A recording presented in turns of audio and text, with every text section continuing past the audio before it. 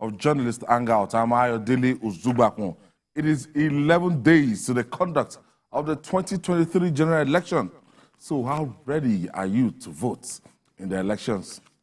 Today on the program, governors warned President Buhari that Nigeria runs the risk of CBN-induced recession as Ekiti State sues federal government over Naira redesign agony.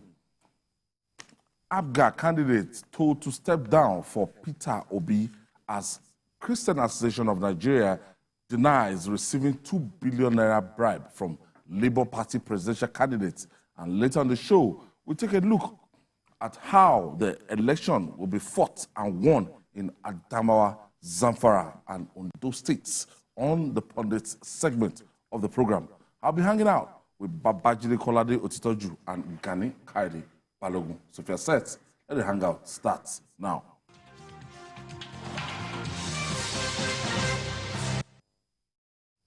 Thank you for staying with us. Let's begin with the quagmire created by the controversial Naira redesign policy of the Central Bank of Nigeria.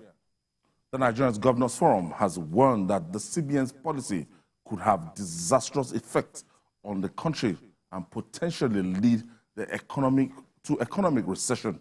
The governors across party lines disclosed this in a communique signed by the chairman, Governor Aminu Tambuwa of Sokoto State. Meanwhile, Ekiti State Governor has applied to be joined as co-plaintiff in the suit against the federal government at the Supreme Court against the Naira redesign policy and the new deadline for swapping of old notes to new ones. Babajide, development. A lot of people are saying that the way the governors have fought this battle and the way they've gone all out, that they wish the governors could have gone all out for other issues like that. But this Naira redesign, that a lot of people are agitated and the governors are putting their feet down that this policy will affect the people. Yes, I've heard people compare it to ASU strike that they wished. Yes, yes. Just that talk. They wished the governors had gone to court over ASU strike and all that. Some of these arguments can be amusing to me. And it takes one person to come up with an argument, everybody will latch on it as if that person has really made so much sense. The truth is, whether you are a student or you are not a student, you need Naira notes to spend. We are talking about Western education. Some people don't give a hoot about Western education in our country. Because as far as they are concerned, that's not the only form of education that you can get. And when you are talking about ASU strike, it only affected the public universities. There are many private universities around. There are options.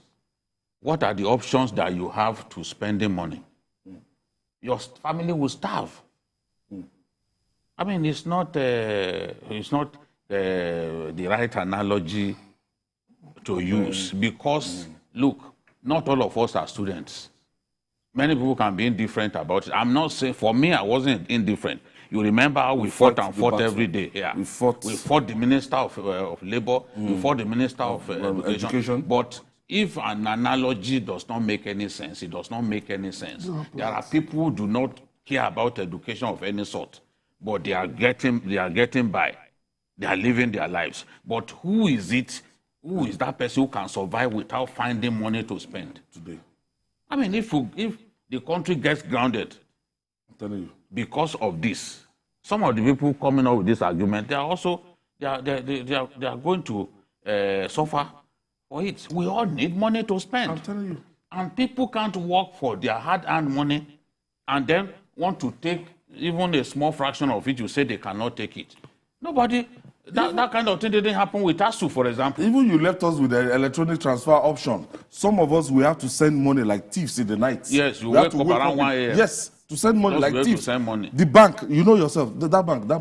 But it's not their problem. It's not their problem. It's not the fault of the bank. The people, when we talk about serious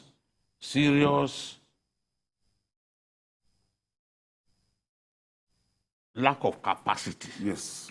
Breakdown of the platform. To implement a policy and see that that policy is successful. CBN suffers for that. CBN has a serious capacity deficiency. And it is evident to everyone, no matter how much you like them, because I know this one is temporary love. Some of those even supporting them now, they will still curse the same man in the fullness of time. We know them. I started with a they will still curse him later on. You know, some of them we know they can't come out openly because some people say, "But I thought you were supporting him the other day." But they are suffering. They are suffering within their homes. Complain, our country shouldn't be run in this way. They say, "Why? Use this guy, you talk too much." But when they are in their closets, the hypocrite in them comes into full demonstration by saying, "Oh, this is wrong, this is wrong." But they don't say it publicly. It doesn't mean that they do not. Leaving Nigerians at the mercy of 23,000, less than 25,000 ATM for 200 million people. Yes. That is even assuming, they said in Zamfara state, only 18% of the women have bank accounts. So the rest of them are not human beings. And they work very hard. People in the rural areas, they work very hard. The food that we eat, they are the ones who produce it. Look at the contribution of agriculture to our GDP.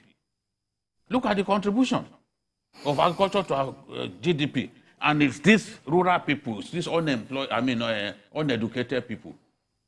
So let's talk about what is real. Let's leave the banal analogies and all that because you felt like talking. What is bad is bad. Yorubas will say, "Unti oda oda." A situation, a policy that pushes people to their untimely death. We saw a man who died while on the queue. A policy that turns only people who have money and turns them to destitute in their own country, turns them to beggars. People will be asking for 5,000, 3,000. Yes. That cannot be a policy meant for human beings. It can't be. And I've said before, we are not saying no, don't do this program. We are not saying this policy is bad in itself. We are saying that how did they implement it in the UK that they gave that length of time? And you, out of disrespect for your own people, you now felt, "Oh, they must do it within just 3 months." 100 days. I mean, what are we talking about? I am happy with governors that are standing up to be counted. Governors who are saying, "Look, this is painful. We are talking about our people. We can't watch our people suffer." Those are the real heroes. And in the fullness of time, time will show who the real heroes are. Time will separate hypocrites from the real people, the men, those that the outside people will call Namiji. You know, the real man, Namiji. The time will set those people apart from the hypocrites that dot our landscape. That is the thing. We have to look at how people are suffering and ask ourselves, is it right? If it is not right, then Mr. President has an obligation to do what is right because he was not elected to watch Nigerians suffer. No. And this is an election year. I'm sure in his heart he wants his party to win, but if you want your party to win, this is not the way to go about it. We will say it. And even INEC and some other people involved in the elections are saying that they're going to need cash. At the end of the day, as in for logistics, for things to run very well. There are about 124,377 or thereabouts units. Triple units, 176,000. Look at that number. And let's pretend that all the political parties, 18 of them, will have an agent in every polling unit.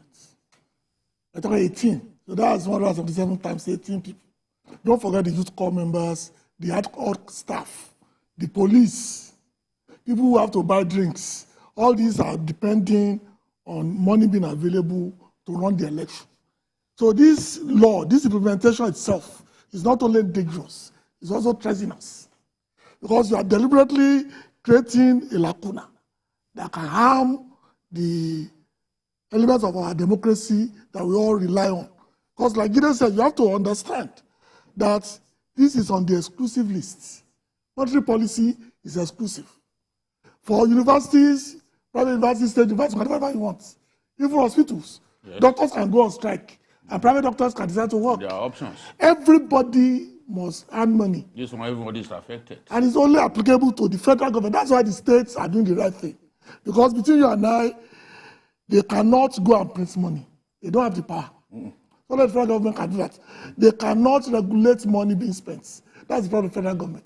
So, but their people are suffering. And they know that given the circumstances of our people, the level of poverty, you are asking the governors to sit idly by while their states burn. That's what the implication is. So they have no choice but an invitation to crisis. They have no choice. They have to go to court and ask the Supreme Court to tell them, please, exactly, this thing is killing. Save us. And that to me is the tragedy of the entire, because like everybody said, there's no problem with changing the coloring, changing the classification of the Naira. But give it enough time. Because if it were to be the way we thought they were going to do it, the moment you start implementing, you stop paying out old notes. Yes. By now, we will not be in this crisis. Because by now, most of the old notes will have. You are paying out old notes. But you are paying back what you are taking in. So that means 100 days you are quoting. It was not enough. That's the 100 days starts the day you stop paying back old notes. I don't know, maybe it was, it wasn't, I didn't hear him say it, but some newspapers quoted the CBN governor and saying about the capacity to print more notes and everything. And I was looking at, if we don't have that capacity, why the deadline? Why don't we wait till we're able to print what we would have mopped up from the economy? You know, when public officials speak, they imagine that they are the only ones who have knowledge about what's going on in their respective ministries, agencies, and parastatals. Other people have knowledge, even greater knowledge than some of these guys that sometimes they go to the National Assembly, they can't even answer some questions, they put their aides beside them. So that will be whispering. They will be writing it down for him to they will be whispering into their ears, you know. Someone who knew he was coming, that should have prepared himself sufficiently. You still need a small boy beside you to be telling you this is what to say, you know. On the issue of capacity, people already know how much this security printing company, security printing and minting company can do in a year, they know. He can say what he likes. It is only to the gullible. Maybe we've always had the NNPC come to say, no, we have enough supply. I remember during the Kachiku era, when he went to the National Assembly and he was lying that they had enough petrol, that this crisis is not supply-based, that is just an issue of people smuggling across the border. Come and see the way other stakeholders exposed him on the floor of the Senate. That was the day I knew that for months, the supply had actually been going down. So if the supply had been going down, because the moment boss, take stock. Yes, the head, the boss of Norman at that time, I think their secretary, was the one who spoke for the major oil marketers. And they said, see, what are we talking about? From this month, last year, supply had been tapering down. So when the supply was tapering down, tapered down right up to the extent that the season when you need petrol the most, during the Yuletide. Yeah. So what did you expect? Demand became... Do you know that at that point when that man said that, Kachiku just buttoned up his mouth? What's the Brudaya we call the permanent position of shut up? Because the man was holding a document. He said, Moman. He said, but this is it. Supply had been tapering down. Why was supply tapering down? And you are giving us the impression that, all was well. I have, over time, made up my mind that when I watch these people and I see their lips shaking, I don't get taken in by the lies that they tell the Nigerian people. They must find an excuse. They must find an excuse. In future now, that's why it's good sometimes for the National Assembly to call these people. Let's hear them. Let's even hear them. The woman, when they brought the woman the other day, she said she did not even know how many billions of Naira notes were printed. Circulation. The woman was not aware. The same way the Minister of Finance, who is on the board of CBN, was not aware that we were going to redesign.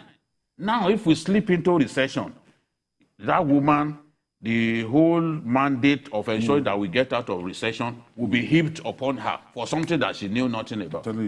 That is the thing. This is a collective thing. Nigerians must stop sitting on the fence. They must come out and address this problem. Because for those who are sitting on the fence, it's just for some time.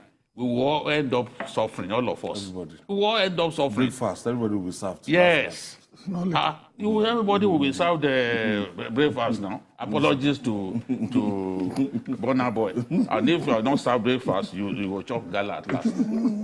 That's the thing. It doesn't matter the time. As far as it's you breakfast. go chop gala now. Ekiti State now has asked to be joined as a party to this suit. I think more states also join. I think Rivers has also shown interest. And what's the implication of this, please? The implication is what we said when we started, that this is a federation, and the federation is made of independent states. And the only thing that they are asking for is the fact that they don't want their people to suffer based on the inability of the man who holds the exclusive list to do this job. Because the constitution was very clear. Monetary policy is an exclusive function of the federal government. But the state governors are designated as chief security officers of their states. That means whether it's in practice or in theory, they are to be held responsible for any crisis or chaos that starts from their states. So Ekiti joining, of course, is a good thing. I expect more states to join. Because the reality is that if nothing is done, because a lot of people sitting on the fence are not really sitting on the fence. They are being partisan. They assume that this will give an advantage to whoever candidate they are supporting. Which, of course, because we all know that, like Bob Marley said, if the rain falls, it falls on every man's house. Yeah. It doesn't fall on no man's house. Because if you think you are gaining a temporary advantage or you are demarketing somebody based on this suffering, a man who has lost his money, who had 100,000 naira, who bought his 100,000 with 25,000, lost 25,000 automatically. That means the money he had is 75,000. Without anything happening, the recession has set in. Honest. Without even touching it, because he has to pay. Buying Naira from the parallel Naira. market, He has to from buy black market. his own money. Buying Naira. It's not somebody else's money. Even the governors talk about black market. Yeah, talked about it now. That's how bad things are. And the worst thing is, what are we even buying? It is the old notes that they are giving back to people. It's the old notes. And some banks, I heard that some banks have even begun rejecting the old notes, despite the Supreme Court order. It shows how irresponsible some of these people are. To them, CBN is their God. But we have law in our country. This is not the Obasian situation that we find ourselves. We are not in the Obasian state of nature. There is law, there is order, and there is a Supreme Court, and banks are refusing to take money. I thank those governors that are locking up shopping malls and other places where old currencies are being rejected, because the law says you must take this currency until it is no longer legal tender. And a CBN governor who is saying Nigerians will not lose their money, he has to come out and tell us what he meant by that. Because if you said they should not take money from now, what are they going to do with the old Naira notes that they have left? What did you mean when you were saying that no Nigerian will lose his money? Were you just saying that so that the House of Reps will quickly leave you off the hook? I mean, you are not supposed to simply say what those people would like to hear. Or soundbites. Yes. You have to speak. Not only to us do they lie, they also lie to their bosses. All right. It's worse. All right. The 2023 elections is less than 2 weeks away, and political parties and their supporters are canvassing for votes for their candidates. As such, the former chairman of the Police Service Commission, Simon Okeke, has asked candidates of the All Progressive Grand Alliance, APGA, for the February 25th presidential poll, Professor Peter Umedi, to step down for his Labour Party rival, Peter Obi. Speaking in Inewi, the capital of Anambra State, Okeke advised Victor Oye-led APGA to declare support for Obi, saying it doesn't know what they are in the race for. Meanwhile, the Christian Association of Nigeria, CAN, has debunked allegations that Obi gave 2 billion naira to churches to mobilize votes for him. A statement issued by the president of CAN had failed attempt to drag the apex Christian body into politics of 2023. Jide, 2 billion naira. Who can give 2 billion naira? That man who said, we know I know the give shishi. No, it's not possible now. It's not that generous. 2 billion naira. How now? Every election year we will come and hear this. They were similarly accused in 2019 that they took money. CAN was accused. Just to rubbish the image of that. Yes, but body. You know, as much as possible, these religious bodies should stay off politics. Totally. You should say, let's grow. You can't say no. You can't be on the pulpit and be telling people who to vote for. Some pastors do it. We see some pastors do it.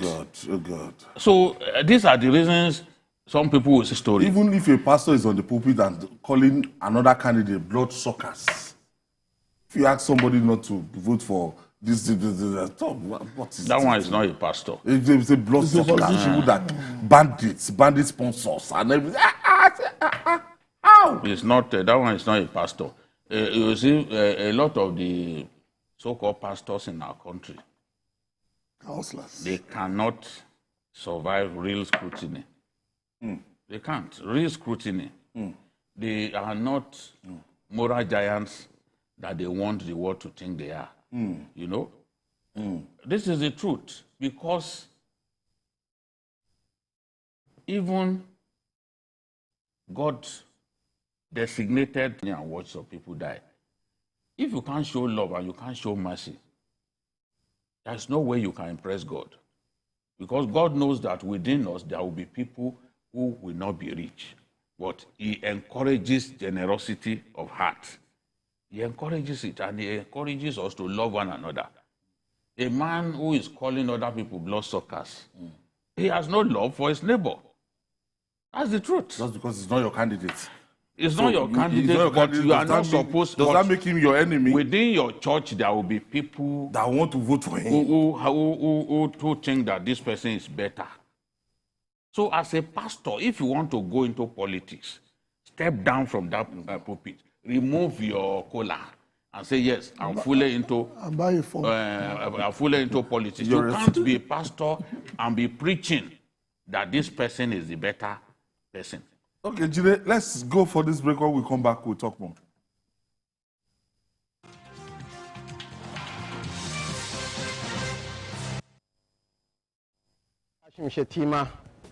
I'm an agricultural economist by training, a banker by profession, and now a public servant by calling. I was the governor of Borno State for 8 years. In the heat of the Boko Haram, we set up an agricultural transformation committee.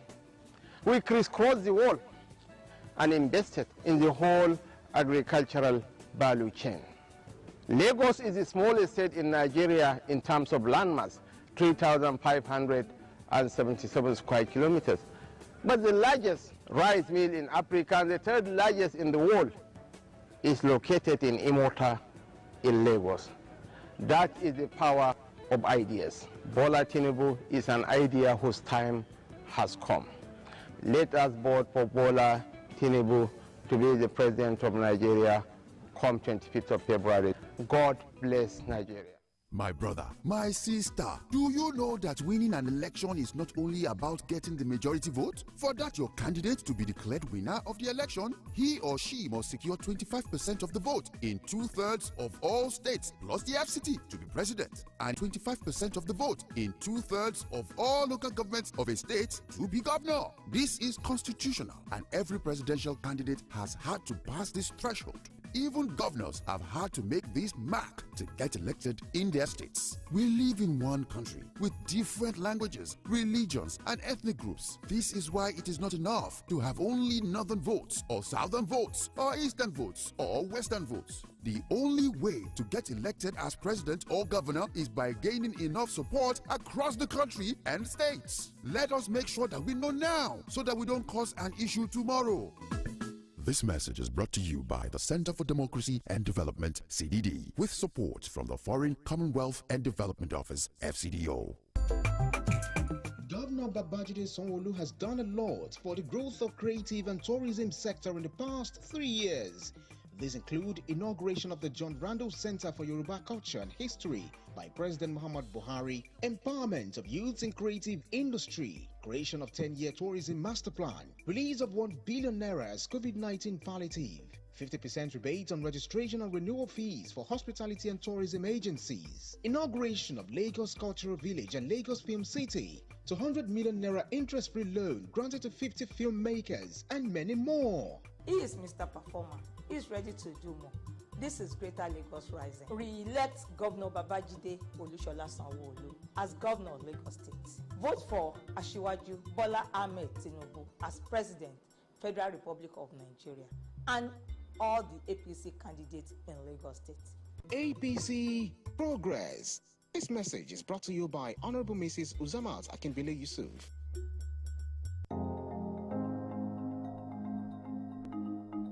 Licenses, we've issued licenses to prospective investors for the establishment of refineries. Walter Smith is one of those. Walter Smith refinery, a 5,000 barrels per day refinery, has been functional for more than 2 years now. Azikel refinery is also a partnership that's ongoing. DuPont is a partnership that is also ongoing. This message is brought to you from the Federal Ministry of Information and Culture.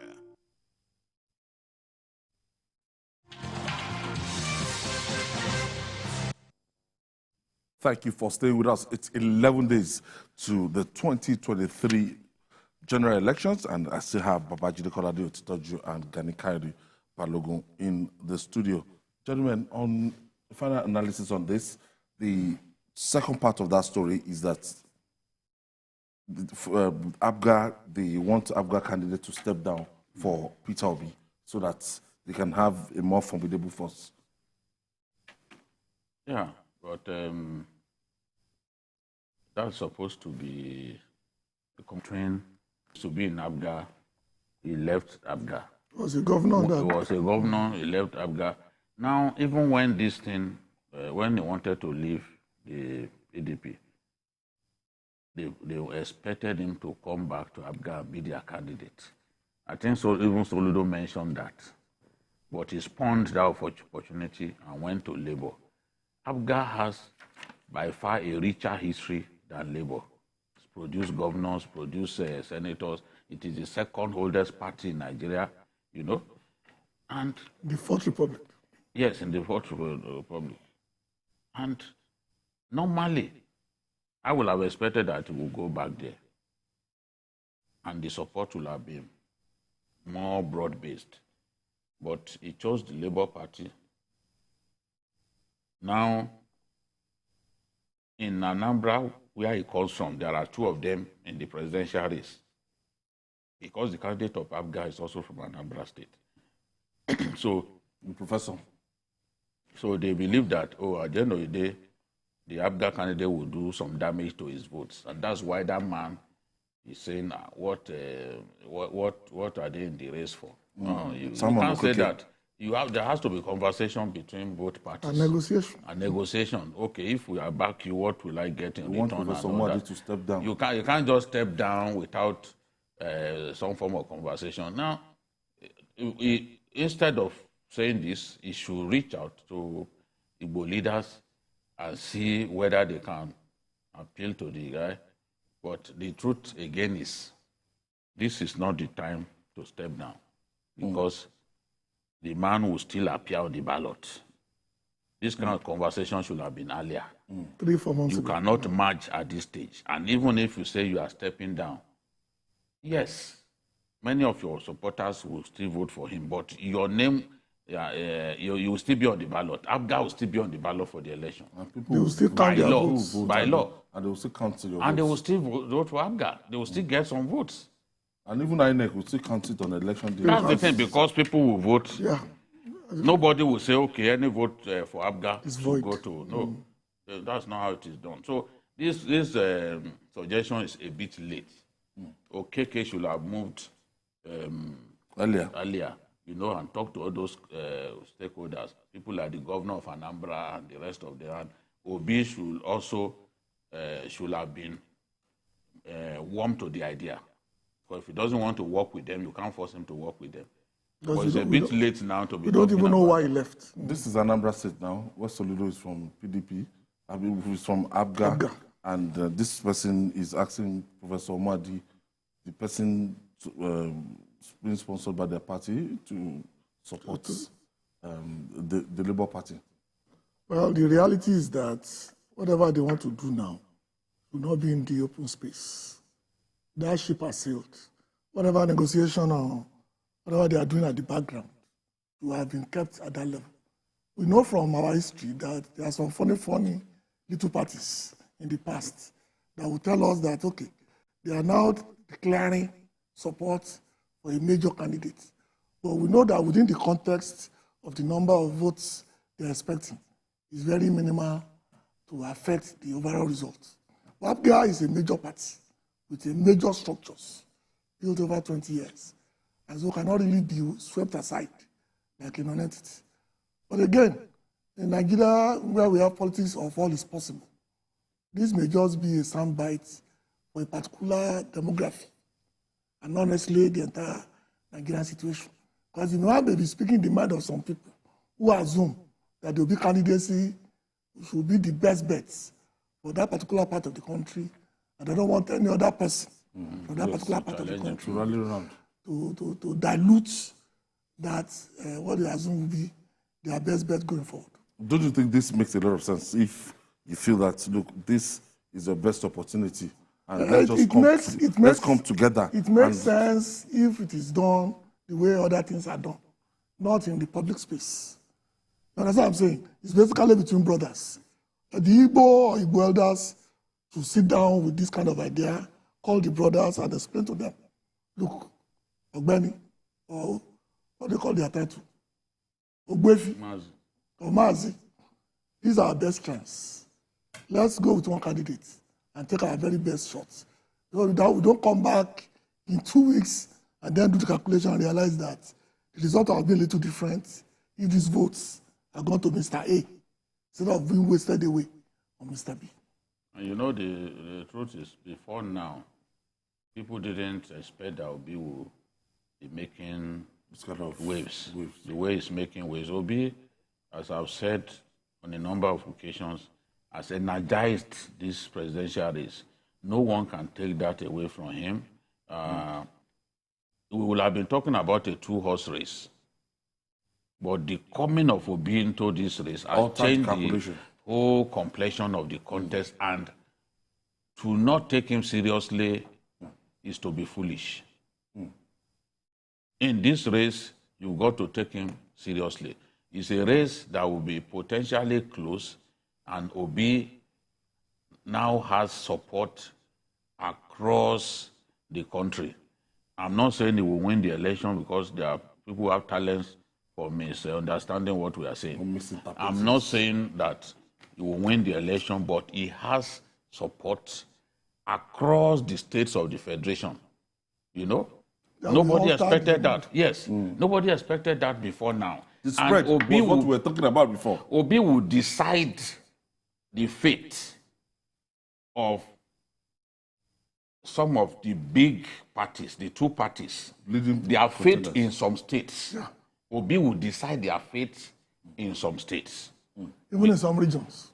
So that is the point. You know, even in the far north, in the far north, for example, where you have minority Christians and all that, you see the kind of impact that Obi will have. So now, it's a candidate that you cannot brush aside. You cannot underrate him at the rate things are going. You can't. He has worked hard to get to where he is now, and I can see why people like Okeke think that it could even be stronger if his brother from APGA give him support. You know, no doubt. In the coming days, we will be seeing alliances and all that. So and perhaps it's one of those that will happen. Now, GKB, finally from you, when you look at the race now, and at the end of the day, we are going to have a very, very tight race. But for the first time, you know, it has always been a two-party thing, And now, you can freely say, look, the coming of Labour Party has just altered everything. And yeah, you're correct, but it's not always been a two-party thing. There was a time it was certain that PDP will win at the presidential level.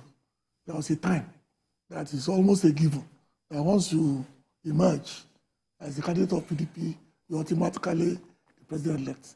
So this is a progression for where we wanted to go. Now we have a 3 or 4 horse race, giving Nigerians more options. That to me is fundamental. That's what the Kwankwaso and the Obi factor has brought into this race right now. No longer can somebody pick a ticket, go back home, or go to and relax and go to one country and decide that okay, let me form my cabinet. That one was gone in 2015. Now you cannot even say that at the state level.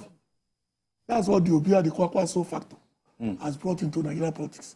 And it's very good because the more options we have, the more our people will not give up on our democracy.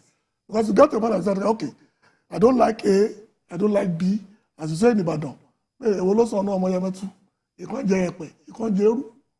the 2 candidates are not to your liking, but you have a third force or a fourth force, that means you are energized to come out and participate.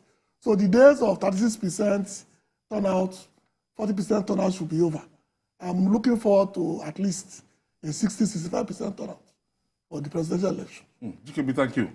Now to our pundit segment, Pundit Corner, where we dissect how the 2023 election will be fought and won. Stay with us.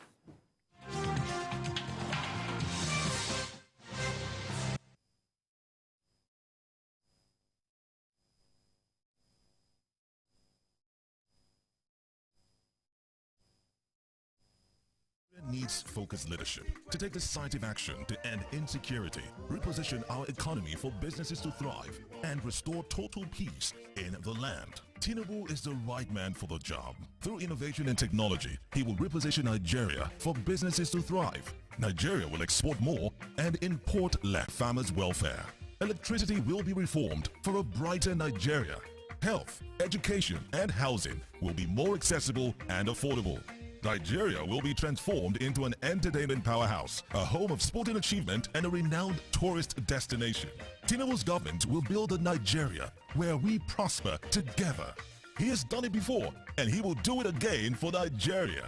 For renewed hope 2023, vote Asiwaju Bola Ahmed Tinubu and Senator Kashim Shettima as President and Vice President of Nigeria. Vote APC. Hello Nigerians, my name is Kashim Shettima. I am the APC Vice Presidential candidate. According to Korn Ferry, a global consulting firm, by 2030, there will be a global talent deficit of 85 million. Because of our useful population, our geographic location, and our proficiency in English, Nigeria stands a unique chance of becoming the global talent factory. The building behind us is the Secretariat for the Implementation of the Startup Act. It's the Digital Innovation and Entrepreneurship Center. Of the 7 unicorns in Africa, 5 are in Nigeria, all in Lagos. It wasn't a coincidence, neither was it an accident. It wasn't magic. It is called leadership. It is the Tinubu effect. Vote wisely, vote Bola Tinubu for the President of Nigeria. God bless us all. We work with the National Assembly very closely to review and pass bylaws backing the actions of the government. And in the last periods, the laws that came out were the National Blood Service Commission Act. We also had the National Health Insurance Act, which is a major tool to help to expand the fiscal space for health. Then the National Center for Disease Control, as you know, which was established in 2018, is a major public health enterprise to work with international bodies to ensure Nigeria and Nigerians are protected. Now, the last one has been the Mental Health Act, which has just come on stream, and which we are working on to give more attention, like the rest of the world, to questions of mental health. This message is brought to you from the Federal Ministry of Information and Culture. A day to remember in the history of our dear country, Nigeria. 9 wise men from the north who are governors came together on June 8th, 2022 to stand for equity and fairness in the interest of our nation, Nigeria. They buried personal interest for the unity of our country. They supported the call that power must shift to the south in 2023. They chose a Nigeria agenda. We salute our brothers and sisters in the northern part of this country who, in spite of their vote advantage, continue to propagate the unity of Nigeria by promoting rotational presidency between the north and southern part of the country. Let voters in the north follow the move by these leaders. Vote for power shift to the south. It's the turn of the south to produce the president in 2023. Let's vote Bola Tinubu for president for a renewed hope of better Nigeria. Vote Kashim Shettima as vice president. Vote APC. Long live the Federal Republic of Nigeria. Thank you for staying with us. On the Pundits Corner today, we are beaming our searchlight on Adamawa, Zamfara State in the north and Ondo State in the southwest. Julie, let's start from Adamawa. The dynamics in Adamawa State in 2019, in 2023, will this change? A number of things will change, which will make the election in Adamawa very dicey, both in the presidential election and the governorship election. The Christians have always voted for Atiku. We've always voted for Atiku, the Christian-dominated parts of Adamawa. And the Christians, this time around, the Muslim ticket has altered the equation. We've seen people like Babashir, David Lawal, people like Elisha Abu, the senator who is struggling to regain his ticket now, campaigning that the Muslim ticket of the APC is wrong. And for this reason, many Christians are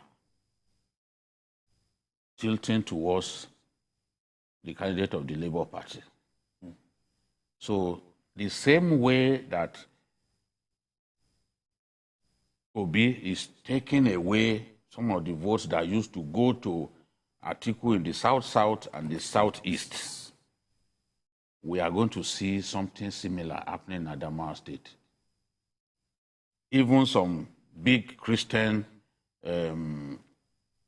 APC members are not openly campaigning for their own party because of this religious sentiment. And this is a fact. It's difficult to see some of these big wigs in the APC who are Christians campaigning publicly for their party in order not to incur the wrath of their Christian brothers and sisters. So religion has come into big factor. Yes, it has come into this race. Politics. No, not a big. You see, as a bloc, they've always voted for Atiku. That's the point that I'm making. Okay. They've always voted for Atiku. But this time around, with Obi in the race, they see Atiku is a Muslim. They see a Muslim ticket. They are not happy about that. And you know that Babashir Lawal has gone to join the Labour Party. The Labour Party. So now, somehow, the people, those Christians, a good number of them will vote for Obi. And when that happens, some of the votes that Atiku used to get will not go to him.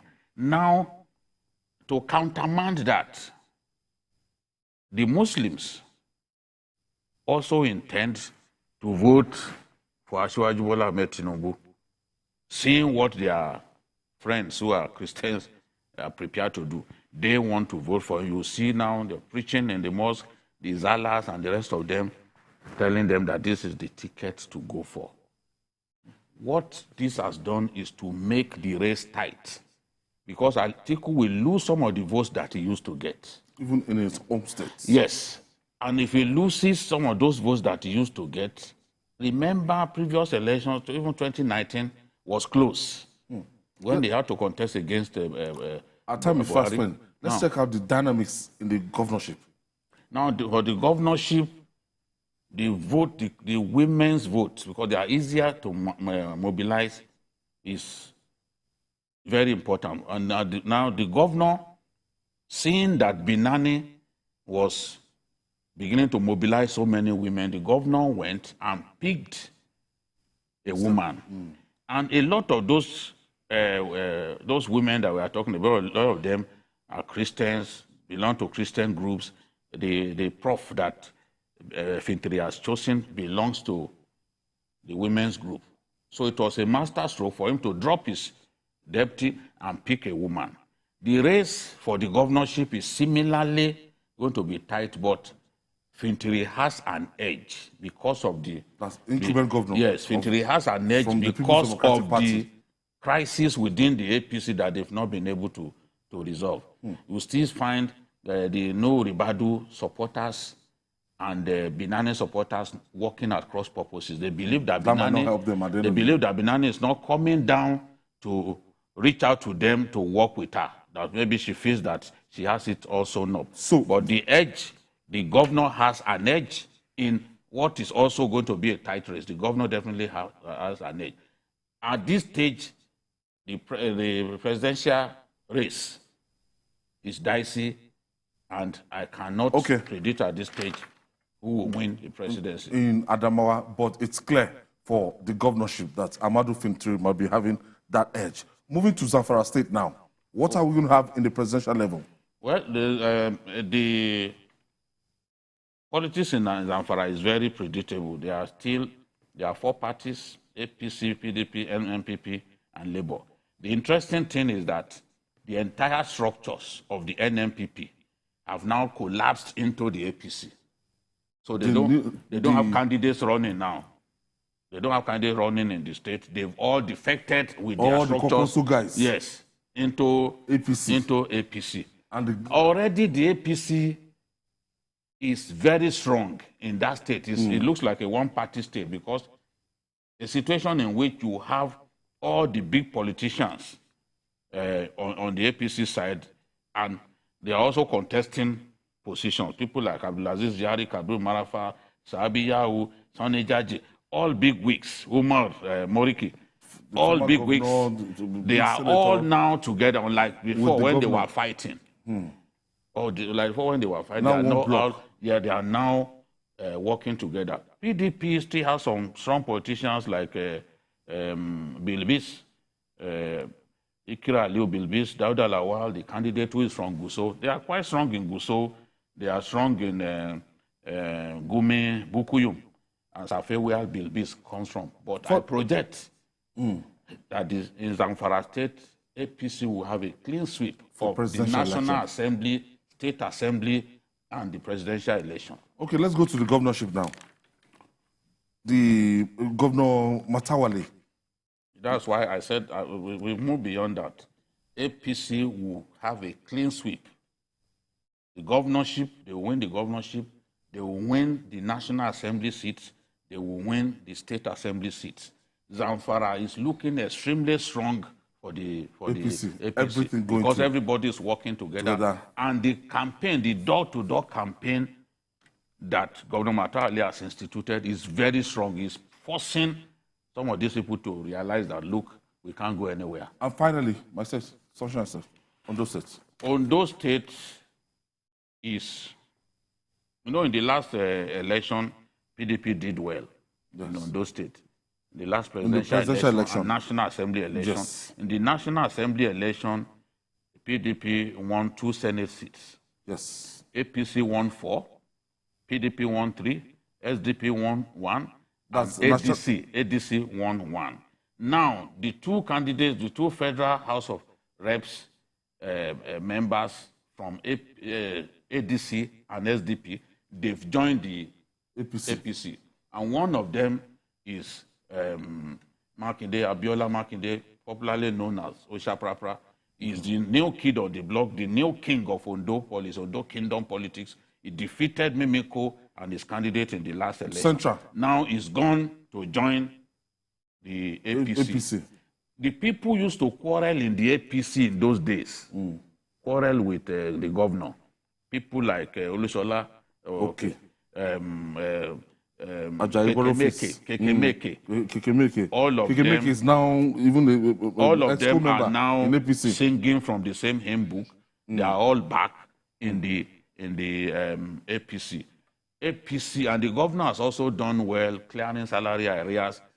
There are many things going for the APC. So for presidential?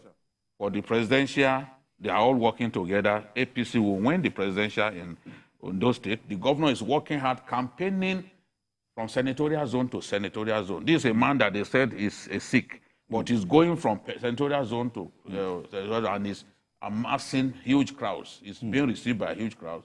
So because it's not joking with the contest, and everything is looking really good. And for 2 weeks for after, them. he's not going for governorship. 2 weeks after, they want to do the State House of Assembly, and they want the Assembly to go back.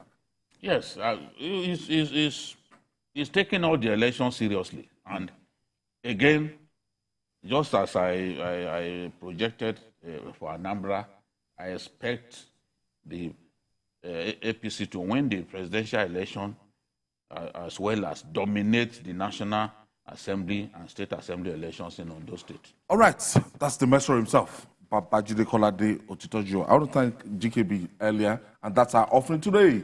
Join us tomorrow for another episode of the program. You can watch the repeat broadcast tonight at 11. Join us this Sunday for Journalist Hangout on Sunday between 1:30 to 3:30 p.m. We are youtube.com/TVC News Nigeria. Jide, we'll continue tomorrow with this pundit. We're in a race against that. Yes.